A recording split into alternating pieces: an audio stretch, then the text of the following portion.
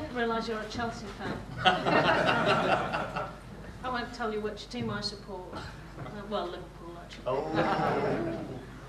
Still second. Yeah, still one above Chelsea last time I looked. Anyway,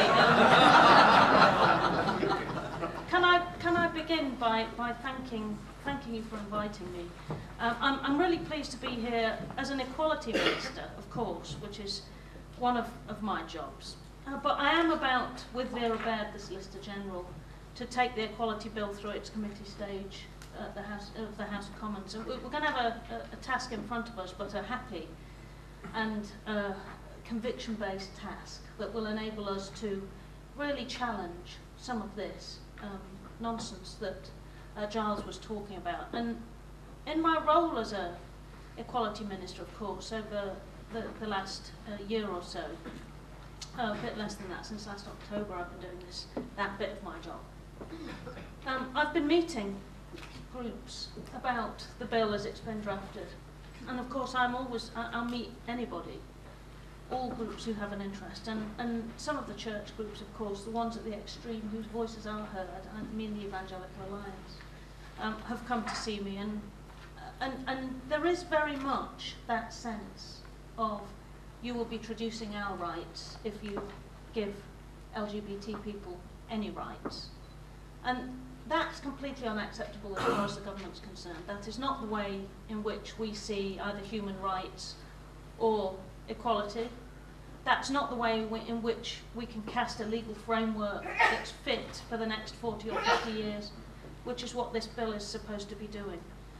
So I recognise very much the concern that Giles has expressed in his remarks. I want to talk a little bit about that in a little while, but I want to congratulate the steering committee and the hard work that's been done by Richard, Sharon, Nigel, Martin, Maria and Eileen, without whom this conference wouldn't be taking place. Not only did they do a great job organising it, but it's full, and that always makes it seem even better.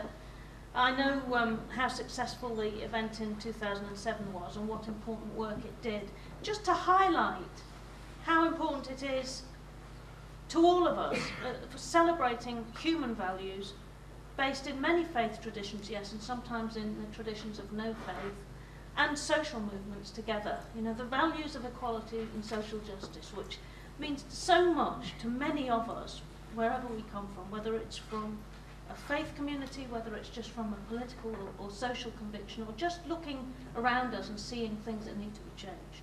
And today's event is a tribute to the hard work of many organisations as well as individuals. TUC LGBT Committee has got to be congratulated, as has the Lesbian and Gay Christian Movement Interfaith Alliance UK.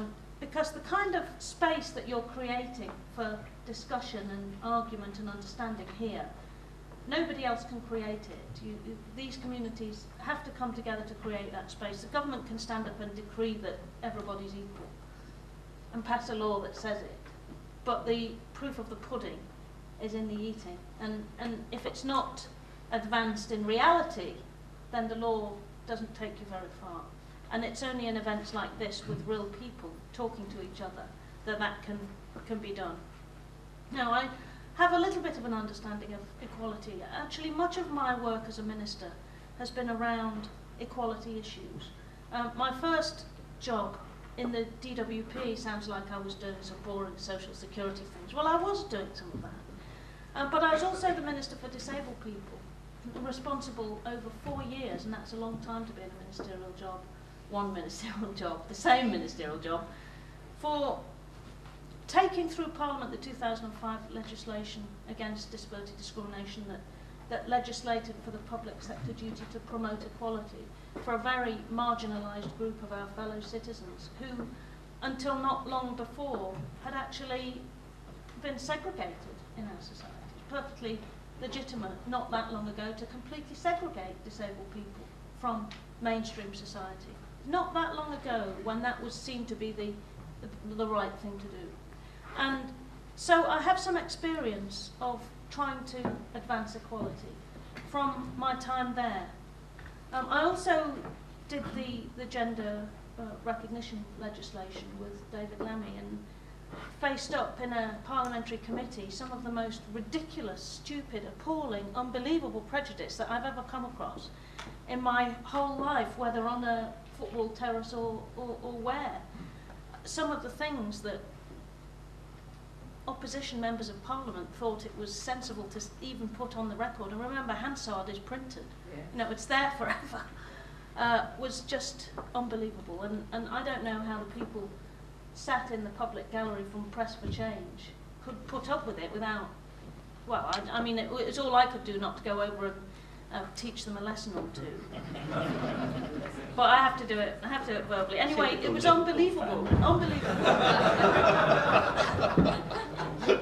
And what my experience of doing trying to advance equality in legislative terms as a parliamentarian has meant to me over the years is, what I've come to realise is that the most important thing to do to get it right is to listen to those who know what discrimination and hatred can do from experience.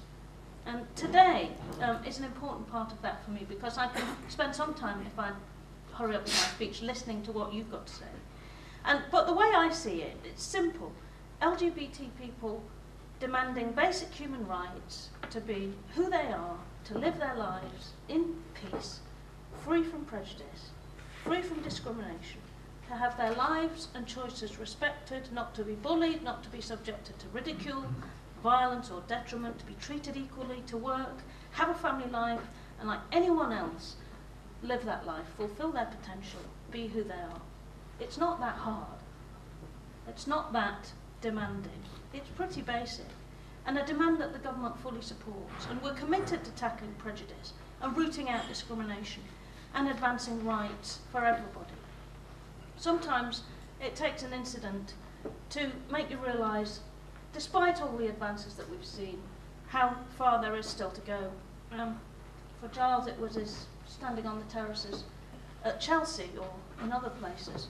For me, I was in the House of Commons on Thursday morning, answering equality questions at the dispatch box with Harriet Harman and Vera Baird, my fellow ministers, when Hugh Bailey, who's got actually a fine record, I think, of arguing for and standing up for the rights of trans people in particular in Parliament, asked a question, an important one actually, about whether the definition in the Equality Bill of transgender is sufficiently drawn to encompass the appropriate breadth of trans people within its ambit. Are some people going to be left out or not? And that's a perfectly reasonable question.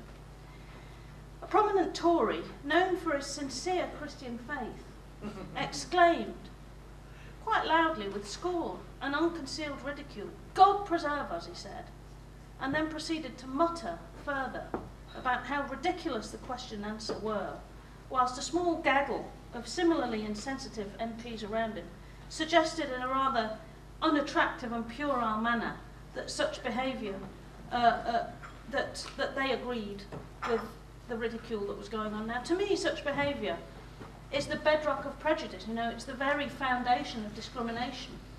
That we feel able in our Parliament to do that openly